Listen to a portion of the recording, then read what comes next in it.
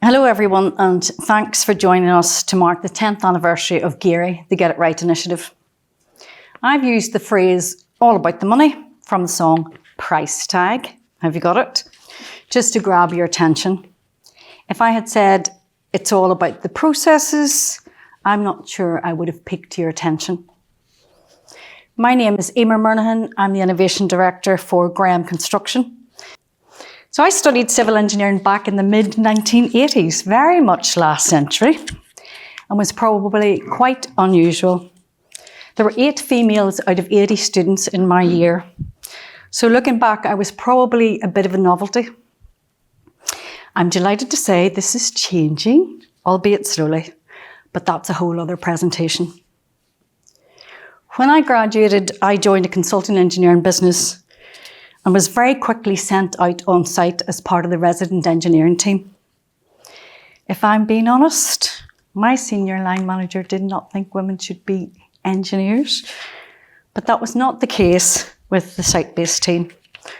Our job and my role was to look after quality, ensuring the infrastructure was being built in accordance with the design and to the standard required by the specification, and of course, ensuring everyone's health and safety.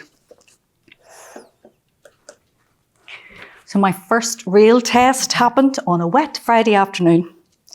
We had a late concrete pour to the base of a culvert, and once completed, we could all go home for the weekend. I was the only one left on site from a resident engineers team, but I knew what I was supposed to do, having witnessed several concrete pours previously. With hindsight, I suspect the subcontractor had asked the truck driver to add water to the concrete. You've been there. It would go in faster and we would all get home sooner. What shot out of the back of the truck that afternoon was pea soup. I didn't quite hear a sharp intake of breath, but I was aware of all eyes on me. Think fast, Emer. Slump test. We all knew this was going to be a waste of time, but it was my recognised check if I was going to refuse the load of concrete. They groaned, come on, it'll be fine. It's the base. It's Friday afternoon. I allowed mixing for a further period of time, retested the still pea soup and sent the truck away. The replacement load arrived suspiciously quickly. Same docket, same concrete that I had already rejected. And off it went again. I agreed to stay late if they stopped messing me around and brought a replacement load to spec. I didn't want to miss the programme any more than they did, but I was responsible for quality. And this was the first time I stopped the job for quality. So my 23-year-old self was quaking in my size 4 boots. But I never had to reject another load of concrete. Well, at least not on that site. Somewhere in all of that pea soup saga, we developed a mutual respect for each other. So let's look at the pea soup example to better understand the impact of early intervention. Look at the top line, left to right. This indicates at what stage the error is detected. The middle graphic, the money bags, shows that the potential cost of error increases depending on when it is noticed and when it is rectified. The worst case scenario is at the far right. The error or defect only becomes apparent when the infrastructure is handed over to the client and is in service. Not only is the defect in service more difficult to rectify and expensive, but the reputation of the delivery team and indeed their ability to win future work with this client is jeopardised.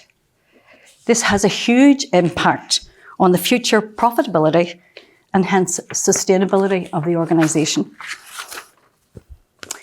Back to my pea soup. I'd say the pea soup intervention was at Moneybag 2, a minor delay to the overall project, but no significant detriment.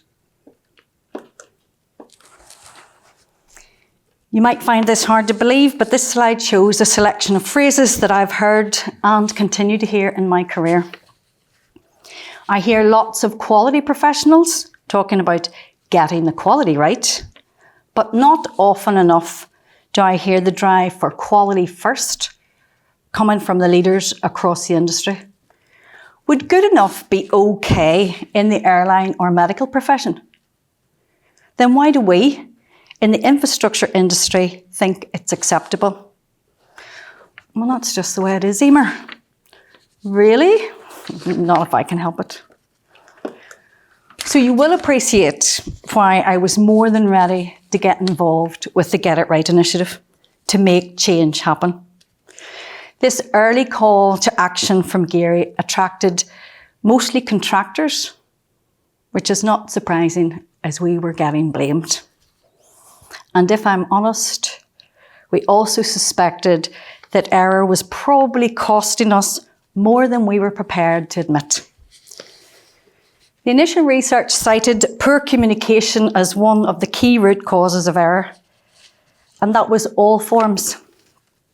Written, documents and specifications are too long, often irrelevant, just copied across from the last job without being revised and checked. Drawings lack the detailed information to actually build the project and rely too heavily on tender inquiries and technical queries from the contracting team. And verbal, well, we assume we're all good communicators without checking that the recipient actually understands what is required of them. And if the culture isn't right, they're often too afraid to ask. The research also found that the emphasis in method statements was all about safety and little about the quality of the work. Somehow, as we rightly focus on complying with the safety legislation, we forget about quality.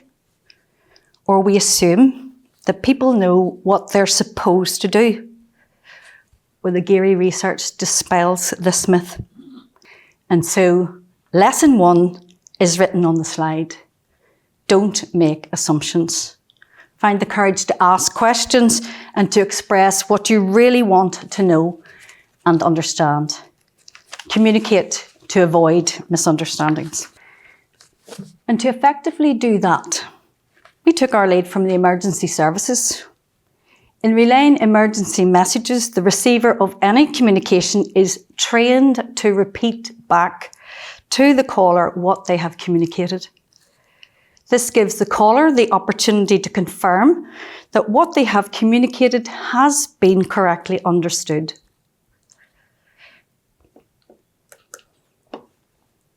Over the last 10 years, the Gary movement has been busy developing interventions to help make the industry accelerate change, to ensure that we get it right first time and every time.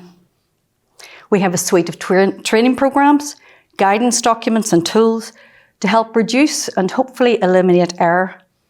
And you'll hear about some of these in more detail from other presenters, Jack and Richard. We've even developed a whole new Gary language, learning from our safety colleagues. When something is unsafe, we stop. When something is unclear, we press pause to avoid error.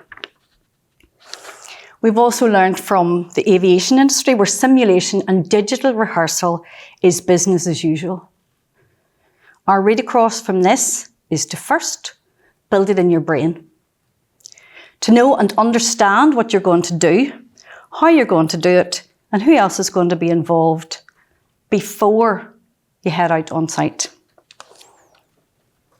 And so you might rightly challenge me, okay, Emer, what are you doing at Graham? How's the adoption of the Gary approach going in my organisation? Like others involved in the initial research, we realised that our data around errors, defects or non-conformances, all those names are floating around, was scant, not standardised, not consistent, and hence useless in terms of driving business improvement. Our quality team developed an internal strategy called Right First Time with the involvement of our contracts directors, our leaders. They agreed to a new method of non-conformance reporting, tested it initially using a paper copy, and then found the right digital tool. Cultural change takes time, persistence and determination to listen, learn and improve our processes. And for us, this is paying off.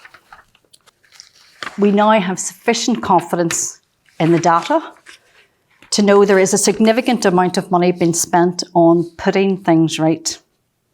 We're becoming more honest about our reporting, which is an improving cultural shift. So much so that last year we agreed to pilot the new Geary error reduction framework. And we're targeting error reduction in concrete because our data is robust, the cost is significant, and every single site pours concrete. So we collectively own this initiative, and we are confident that solving some of these errors will make a significant impact in the business. 9 months later, with many workshops across our civil engineering business, we're ready for phase 2, developing and implementing solutions using our Tiger Team approach. So what else can I share with you? Leadership is key, not just the support, but the active engagement. Cultural maturity and behaviours will impact success, and I think Duncan's video will focus on that. So back to this money bag slide. What about the money? Thankfully, in our organisation, the intervention happens on the project. The errors are identified and corrected. Rework happens. And occasionally, significant rework happens. Money certainly plays a significant role in the driver for change, which is, I suppose, why when we were starting out on the Geary journey, we intentionally targeted the cost of error. It certainly has attracted attention. So I hope you better appreciate how the Geary movement is trying to accelerate change. It's essential for our industry. It's good for each of our organisations. But my personal driver goes beyond these. Grenfell happened because no one was looking after the quality. And this failure of our infrastructure had fatal consequences for 72 people, and thousands of others were negatively impacted by this event. I was upset and ashamed when Grenfell happened, and will continue to feel that way until we collectively change this industry. Dame Judith Hackett, whilst acknowledging that some progress has been made, says still that as an industry, we're not responding fast enough. And this is where I suggest we each have a role to play in accelerating change to safeguard and future-proof our infrastructure for the people who depend on it, depend on us getting it right. And I'm going to further say that I think this is our responsibility and accountability.